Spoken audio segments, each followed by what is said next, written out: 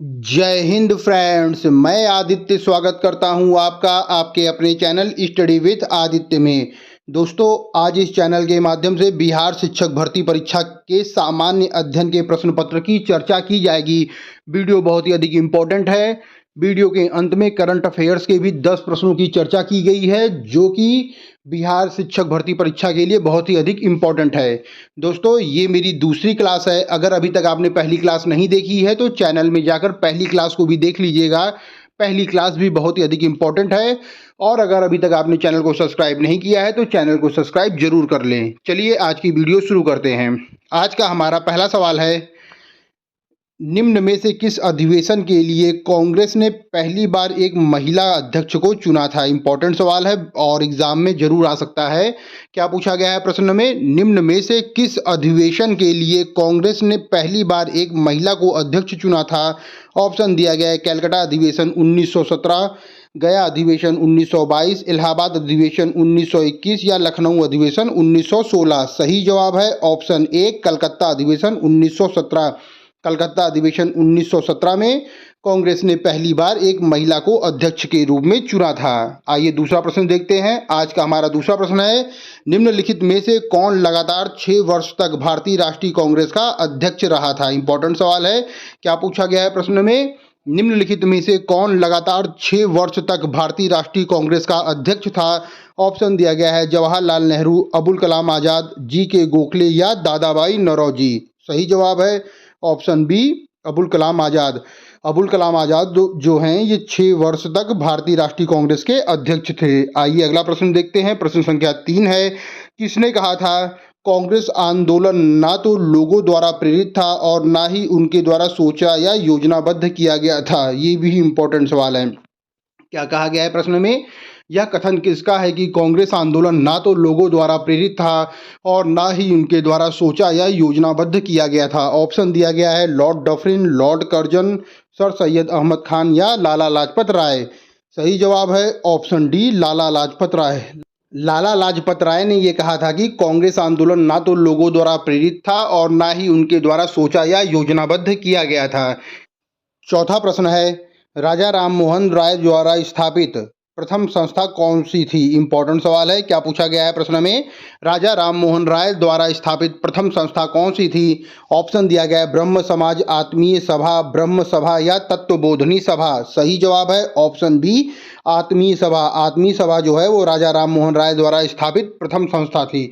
याद रखिएगा दोस्तों कि राजा राम मोहन राय द्वारा स्थापित प्रथम संस्था कौन सी थी। सही जवाब है आत्मीय सभा। आइए अगला प्रश्न देखते हैं। अगला प्रश्न है, रामकृष्ण मिशन की स्थापना किसने किया था। इंपॉर्टेंट सवाल है। क्या पूछा गया है, रामकृष्ण मिशन की स्थापना किसने की थी। ऑप्शन दिया गया है, रामकृष्ण परमहंस, स्वामी विवेकानंद, M.N. दास गुप्ता या स्वामी रंगनाथनंद। सही जवाब है ऑप्शन बी, स्वामी विवेकानंद ने। स्वामी विवेकानंद ने रामकृष्ण मिशन की स्थापना की थी। आइए अगला प्रश्न देखते हैं। प्रश्न संख्या 6 है, निम्नलिखित में से कौन भारत का मार्टिन लूथर कहलाता है। इंपॉर्टेंट सवाल है। क्या पूछा गया है कि निम्नलिखित में से कौन भारत का मार्टिन लूथर कहलाता है।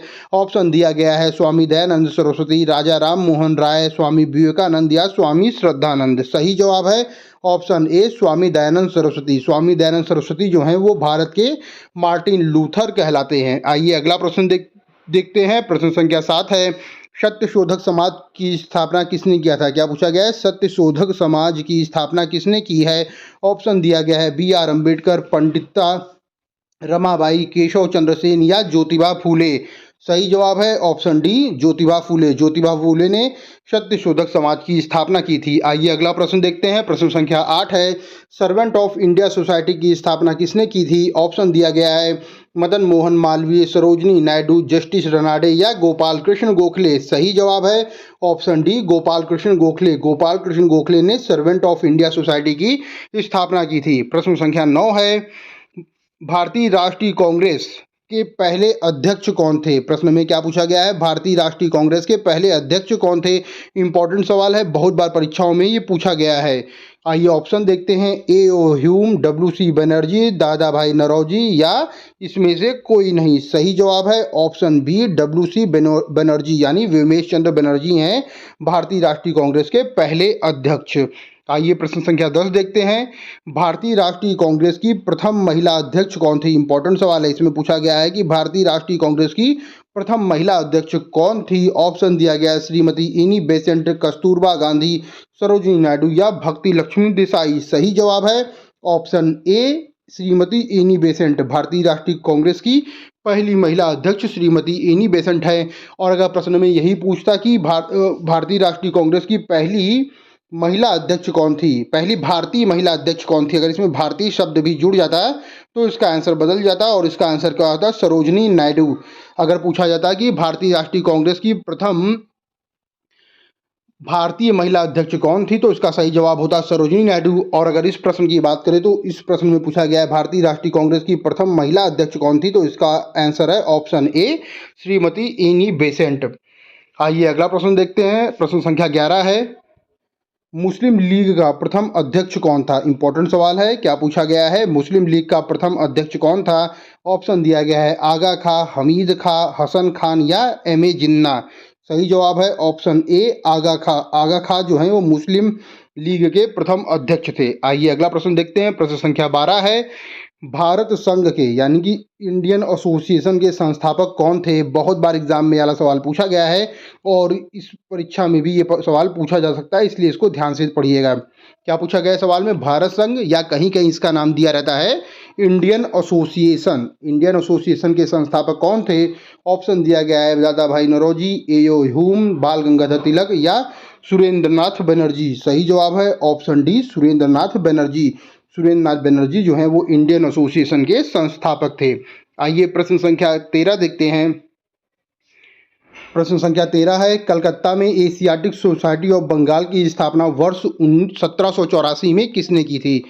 क्या पूछा गया है? कलकत्ता में एशियाटिक सोसाइटी ऑफ बंगाल की स्थापना वर्ष 1784 में किसने की थी? ऑप्शन दिया गया है Jonathan Duncan, Warren Hasting, William Jones या चार्ल्स ग्रांट। सही जवाब है option C William Jones. William Jones ने कलकत्ता में एशियाटिक सोसाइटी ऑफ बंगाल की स्थापना वर्ष 1784 में की थी। कभी कभी प्रश्न में ये भी पूछा जा सकता है कि एशियाटिक सोसाइटी ऑफ बंगाल की स्थापना किस वर्ष हुई थी, तो उसका सही जवाब होगा 1784 में। अगर ये पूछा जाए कि एशियाटिक सोसाइटी ऑफ बंगाल की स्थापना कहाँ हुई थी, तो उसका सही जवाब होगा कलकत्ता में।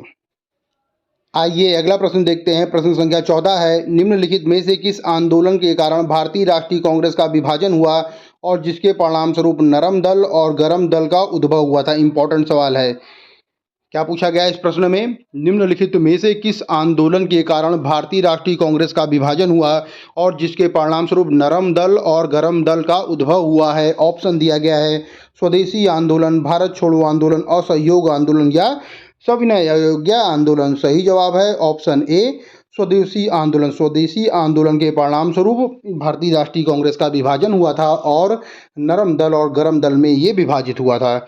आइए प्रश्न संख्या 15 देखते हैं। किसने कहा था आलोचना और स्वतंत्र चिंतन एक क्रांतिकारी की दो विशेषताएं हैं? इंपॉर्टेंट सवाल है, बहुत ही अच्छा है, बहुत ही इंपॉर्टेंट सवाल है, परीक्षा में जरूर पूछा जा सकता है। क्या कहा गया है प्रश्न में? किसने कहा था आलोचना और स्वतंत्र चिंतन एक क्रांतिकारी की दो विशेषताएं हैं? ऑप्शन दिया गया है भगत सिंह, राम प्रसाद बिस्मिल, सचिंद्र सन्याल या भगवती चरण वोहरा। सही जवाब है ऑप्शन ए भगत सिंह। भगत सिंह ने कहा था कि स्वतंत्र की आलोचना और स्वतंत्र चिंतन एक क्रांतिकारी की दो विशेषताएं हैं। दोस्तों वीडियो बहुत ही अधिक इंपॉर्टेंट है, इसलिए अगर अभी तक आपने चैनल को सब्सक्राइब नहीं किया है तो चैनल को सब्सक्राइब जरूर कर लें। आइए अगला प्रश्न देखते हैं। प्रश्न संख्या 16 है। अम्ल वर्षा का प्रमुख कारण क्या है? इंपॉर्टेंट सवाल है। क्या पूछा गया है? अम्ल वर्षा का प्रमुख कारण क्या है? ऑप्शन दिया गया है nitrogen oxide, carbon dioxide, sulphur dioxide या इनमें से कोई नहीं। सही जवाब है ऑप्शन सी सल्फर डाइऑक्साइड। अम्ल वर्षा का प्रमुख कारण क्या है? तो सही जवाब है सल्फर डाइऑक्साइड। आइए अगला प्रश्न देखते हैं। प्रश्न संख्या 17 है। हवा में ध्वनि तरंगे होती हैं, यानी कि हवा में ध्वनि तरंगे किस रूप में होती हैं? ऑप्शन दिया गया अनुदैर्ध्य, अनुप्रस्थ, अनुदैर्ध्य और अनुप्रस्थ दोनों या इनमें से कोई नहीं। सही जवाब है ऑप्शन ए अनुदैर्ध्य। हवा में जो ध्वनि तरंगे होती हैं वो अनुदैर्ध्य रूप में होती हैं। आइए प्रश्न संख्या 18 देखते हैं। 18 में पूछा गया है कि दाब का एसआई मात्रक क्या है। ऑप्शन दिया गया है न्यूटन, जूल, वॉट या पास्कल।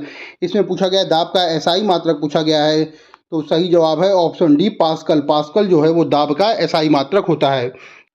प्रश्न संख्या 19 है, मलेरिया परजीवी तथा अमीबा को किस श्रेणी में रखा जाता है। इंपॉर्टेंट सवाल है, किसी न किसी परीक्षा में पूछा जा सकता है और बिहार में भी खास तौर से पूछा जा सकता है।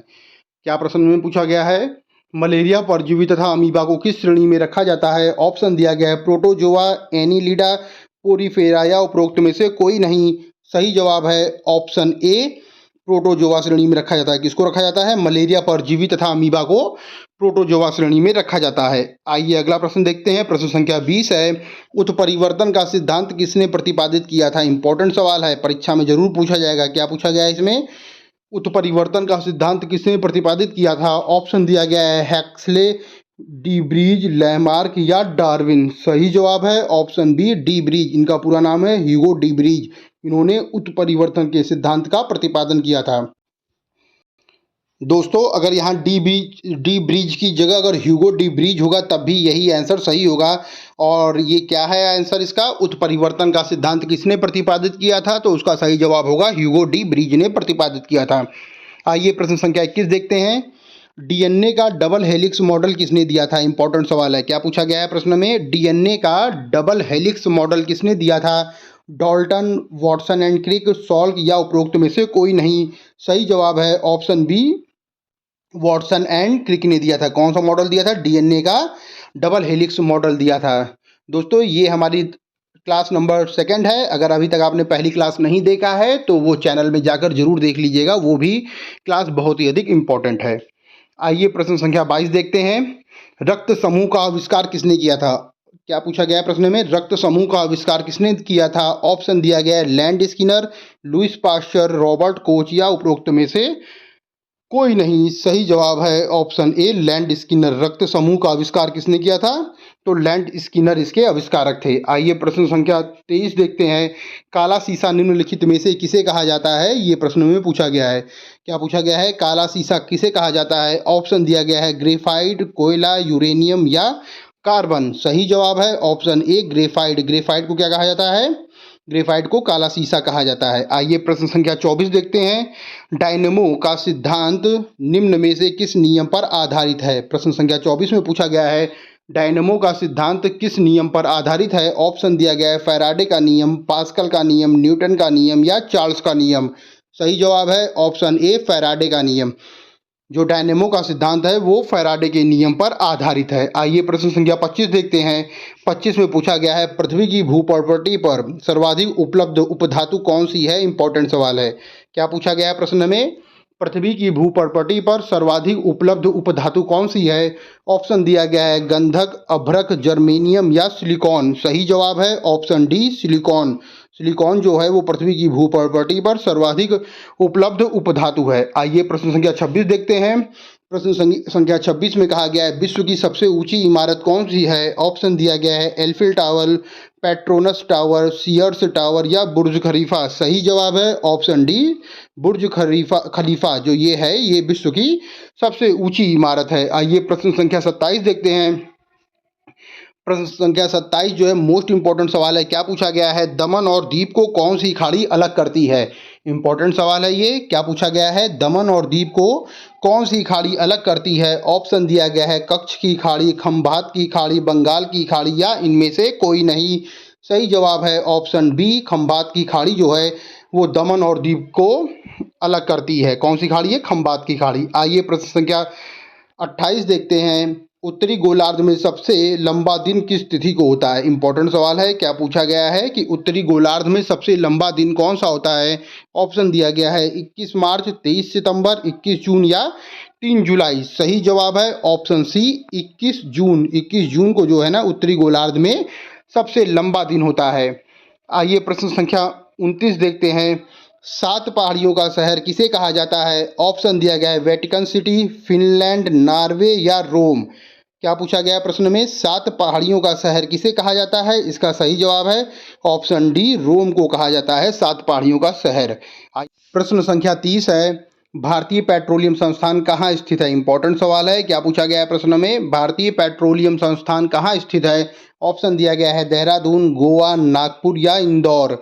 सही जवाब है ऑप्शन ए, देहरादून। भारतीय पेट्रोलियम संस्थान देहरादून में स्थित है। आइए प्रश्न संख्या 31 देखते हैं। जर्मनी और पोलैंड के बीच की सीमा रेखा क्या कहलाती है? इंपॉर्टेंट सवाल है, लोग इसी में कंफ्यूज होते हैं, इसलिए इसे कहीं एक जगह नोट डाउन भी कर लीजिएगा। क्या पूछा गया है? जर्मनी और पोलैंड के बीच की सीमा रेखा क्या कहलाती है? ऑप्शन दिया गया है सीज फ्राइड रेखा, हिडनबर्ग रेखा, मैग्नीनॉट रेखा या मैनरहीन रेखा। सही जवाब है ऑप्शन बी, हिडनबर्ग रेखा। जर्मनी और पोलैंड के बीच की जो सीमा रेखा है वो हिडनबर्ग रेखा कहलाती है। आइए अगला प्रश्न देखते हैं। शेषनाग झील किस राज्य में स्थित है? बहुत बार पूछा गया प्रश्न है। क्या कहा गया है इसमें? शेषनाग झील किस राज्य में स्थित है? ऑप्शन दिया गया है जम्मू कश्मीर, महाराष्ट्र, उत्तराखंड या छत्तीसगढ़। सही जवाब है ऑप्शन ए, जम्मू कश्मीर। शेषनाग झील जो है वो जम्मू कश्मीर राज्य में स्थित है। आइए अगला प्रश्न देखते हैं। अगला प्रश्न है, बंगाल का अशोक किस नदी को कहा जाता है? मोस्ट इंपॉर्टेंट सवाल है, ये बिहार में जरूर पूछा जा सकता है। प्रश्न में क्या कहा गया है कि बंगाल का अशोक किस नदी को कहा जाता है? ऑप्शन दिया गया है कोसी नदी, ब्रह्मपुत्र नदी, दामोदर नदी या हुगली नदी।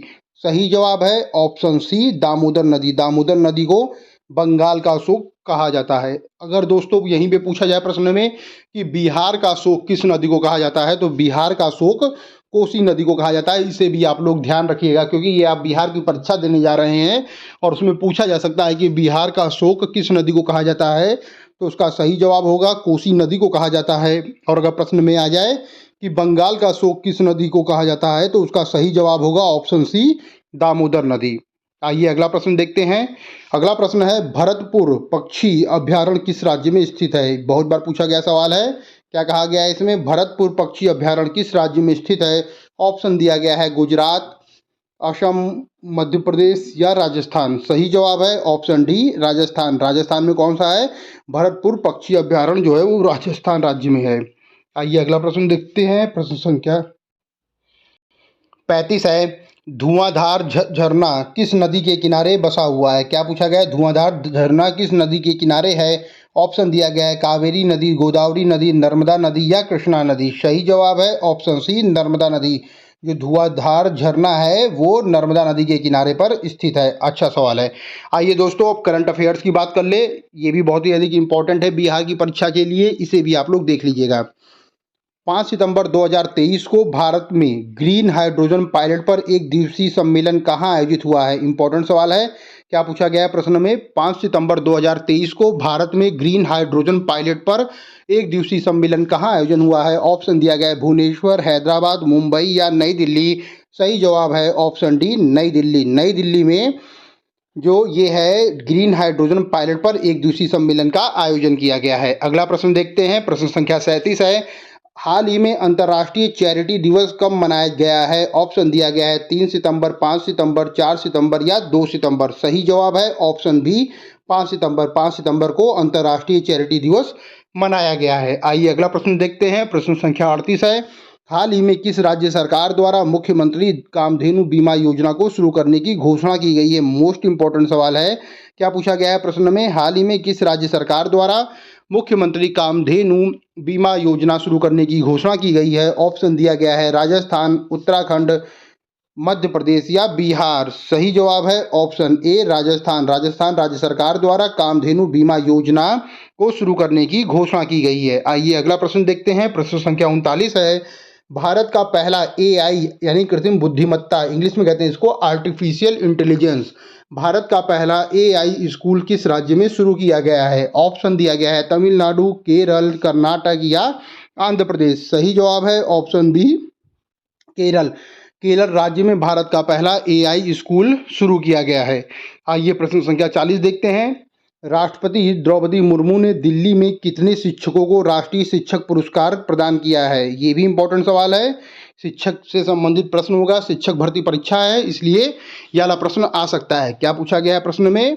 राष्ट्रपति द्रौपदी मुर्मू ने दिल्ली में कितने शिक्षकों को राष्ट्रीय शिक्षक पुरस्कार प्रदान किया है? ऑप्शन दिया गया है 75, 80, 90 या 100। सही जवाब है ऑप्शन ए 75। राष्ट्रपति द्रौपदी मुर्मू ने दिल्ली में 75 शिक्षकों को राष्ट्रीय शिक्षक पुरस्कार प्रदान किया है। आइए अगला प्रश्न देखते हैं। प्रश्न संख्या 41 है, हाल ही में किस राज्य के मुख्यमंत्री ने दिव्यांग बच्चों को सशक्त करने के लिए सबल योजना बनाने की शुरुआत किया है? इंपॉर्टेंट सवाल है। क्या कहा गया है? हाल ही में किस राज्य के मुख्यमंत्री ने दिव्यांग बच्चों को सशक्त बनाने के लिए सबल योजना को शुरू किया है? ऑप्शन दिया गया है महाराष्ट्र, राजस्थान, हिमाचल प्रदेश या उत्तर प्रदेश। सही जवाब है ऑप्शन सी हिमाचल प्रदेश। हिमाचल प्रदेश राज्य के मुख्यमंत्री ने दिव्यांग बच्चों को सशक्त बनाने के लिए सबल योजना को शुरू किया है। आइए प्रश्न संख्या 42 की बात करते हैं। हाल ही में चर्चा में रहा होलुंगा पार गिब्बन अभ्यारण्य किस राज्य में स्थित है? इंपॉर्टेंट सवाल है। क्या पूछा गया है? हाल ही में चर्चा में रहा होलुंगा पार गिब्बन अभ्यारण्य किस राज्य में स्थित है? ऑप्शन दिया गया है मेघालय, त्रिपुरा, असम या सिक्किम। सही जवाब है ऑप्शन सी असम राज्य। असम राज्य में कौन सा है? होलुंगा पार गिब्बन अभ्यारण्य जो है वो असम राज्य में स्थित है। आइए प्रश्न संख्या 43 देखते हैं। हाल ही में सितंबर 2023 के दौरान किस राज्य में सबसे लंबे फ्लाईओवर का उद्घाटन किया गया है? ये भी इंपॉर्टेंट सवाल है। ऑप्शन दिया गया है मेघालय, त्रिपुरा, असम या सिक्किम। सही जवाब है ऑप्शन सी सिक्किम। सिक्किम राज्य में सबसे लंबे फ्लाईओवर का उद्घाटन किया गया है अभी हाल ही में। आइए अगला प्रश्न देखते हैं। प्रश्न संख्या 44 है, शिक्षा मंत्रालय ने डिजिटल कौशल और उद्यमिता के लिए किसके साथ समझौता किया है? मोस्ट इंपॉर्टेंट सवाल है, शिक्षा से संबंधित सवाल है, पूछा जा सकता है एग्जाम में। क्या कहा गया है प्रश्न में? शिक्षा मंत्रालय ने डिजिटल कौशल और उद्यमिता के लिए किसके साथ समझौता किया है? ऑप्शन दिया गया है गूगल, मेटा, माइक्रोसॉफ्ट या इंफोसिस। सही जवाब है ऑप्शन बी मेटा। मेटा के साथ समझौता किया है। किसने किया है? शिक्षा मंत्रालय ने डिजिटल कौशल और उद्यमिता के लिए मेटा के साथ समझौता किया है। आइए प्रश्न संख्या 45 देखते हैं। हाल ही में किस राज्य में काठमांडू कलिंग साहित्य महोत्सव का आयोजन किया गया है? ये भी इंपॉर्टेंट सवाल है। क्या कहा गया है? हाल ही में किस राज्य में काठमांडू कलिंग साहित्य महोत्सव का आयोजन किया गया है? ऑप्शन दिया गया है बिहार, मध्य प्रदेश, हिमाचल प्रदेश या उत्तर प्रदेश। सही जवाब है ऑप्शन डी उत्तर प्रदेश। उत्तर प्रदेश राज्य में काठमांडू कलिंग साहित्य महोत्सव का आयोजन किया गया है। आइए प्रश्न संख्या 46 देखते हैं। हर वर्ष अंतर्राष्ट्रीय साक्षरता दिवस कब मनाया जाता है? इंपॉर्टेंट सवाल है। क्या पूछा गया है? हर वर्ष अंतर्राष्ट्रीय साक्षरता दिवस कब मनाया जाता है? ऑप्शन दिया गया है 8 सितंबर, 9 सितंबर, 11 सितंबर या 7 सितंबर। सही जवाब है ऑप्शन ए 8 सितंबर। 8 सितंबर को हर वर्ष अंतर्राष्ट्रीय साक्षरता दिवस मनाया जाता है। अगला प्रश्न देखते हैं। अगला प्रश्न है, हाल ही में किस राज्य सरकार ने मुख्यमंत्री मेधावी छात्र प्रोत्साहन योजना को शुरू किया है? ये भी इंपॉर्टेंट सवाल है। क्या पूछा गया है? हाल ही में किस राज्य सरकार ने मुख्यमंत्री मेधावी छात्र प्रोत्साहन योजना को शुरू किया है? ऑप्शन दिया गया है महाराष्ट्र, राजस्थान, उड़ीसा या उत्तर प्रदेश। सही जवाब है ऑप्शन सी उड़ीसा राज्य सरकार के द्वारा मुख्यमंत्री मेधावी छात्र प्रोत्साहन योजना को शुरू किया गया है। आइए प्रश्न संख्या 48 देखते हैं। हाल ही में किसके द्वारा भारत का पहला यूपीआई एटीएम लॉन्च किया गया है? इंपॉर्टेंट सवाल है। ऑप्शन दिया गया है हिटाची, गूगल, पेटीएम या फोन पे। सही जवाब है ऑप्शन ए हिटाची। हिटाची के द्वारा अभी हाल ही में भारत का पहला यूपीआई पेटीएम लॉन्च किया गया है। आइए प्रश्न संख्या 49 देखते हैं। 49 है, प्रश्न संख्या 49 में पूछा गया है, हाल ही में विश्व की सबसे ऊंची नटराज प्रतिमा कहाँ स्थापित की गई है? मोस्ट इंपॉर्टेंट सवाल है क्योंकि ये विश्व की सबसे ऊंची नटराज प्रतिमा है। ऑप्शन दिया गया है मुंबई, कोलकाता, दिल्ली या लखनऊ। सही जवाब है ऑप्शन सी दिल्ली। दिल्ली में स्थापित की गई विश्व की सबसे ऊंची नटराज प्रतिमा को दिल्ली में स्थापित किया गया है। आइए आज का अंतिम प्रश्न देखते हैं। आज का हमारा 50वां प्रश्न है, मत्स्य पालन के लिए किसान क्रेडिट कार्ड पर राष्ट्रीय सम्मेलन कहाँ हुआ है? इंपॉर्टेंट सवाल है। क्या पूछा गया है प्रश्न में? मत्स्य पालन के लिए किसान क्रेडिट कार्ड पर राष्ट्रीय सम्मेलन कहाँ आयोजित किया गया है? ऑप्शन दिया गया है नई दिल्ली, कोलकाता, मुंबई या हैदराबाद। सही जवाब है ऑप्शन सी मुंबई। मुंबई में मत्स्य पालन के लिए किसान क्रेडिट कार्ड पर राष्ट्रीय सम्मेलन का आयोजन किया गया है। दोस्तों, हमारी आज की वीडियो यहीं समाप्त होती है। अगर आप चैनल में नए हैं तो चैनल को लाइक करें, शेयर करें और सब्सक्राइब करें। इस चैनल के माध्यम से मैं डेली बिहार शिक्षक भर्ती परीक्षा से संबंधित 50 प्रश्नों को लेकर आऊँगा, जो कि एग्ज़ाम के लिए बहुत ही अधिक इम्पोर्टेंट होगी। इसलिए अगर अभी तक आपने चैनल को सब्सक्राइब नहीं किया है तो चैनल को सब्सक्राइब जरूर कर लें, और साथ ही साथ इस चैनल के माध्यम से daily current affairs, weekly current affairs, monthly current affairs की भी चर्चा की जाएगी। इसलिए वीडियो बहुत ही अधिक इम्पोर्टेंट है और आप लोग चैनल को सब्सक्राइब जरूर कर लें। Study with Aditya. Thank you friends. जय हिंद फ्रेंड्स।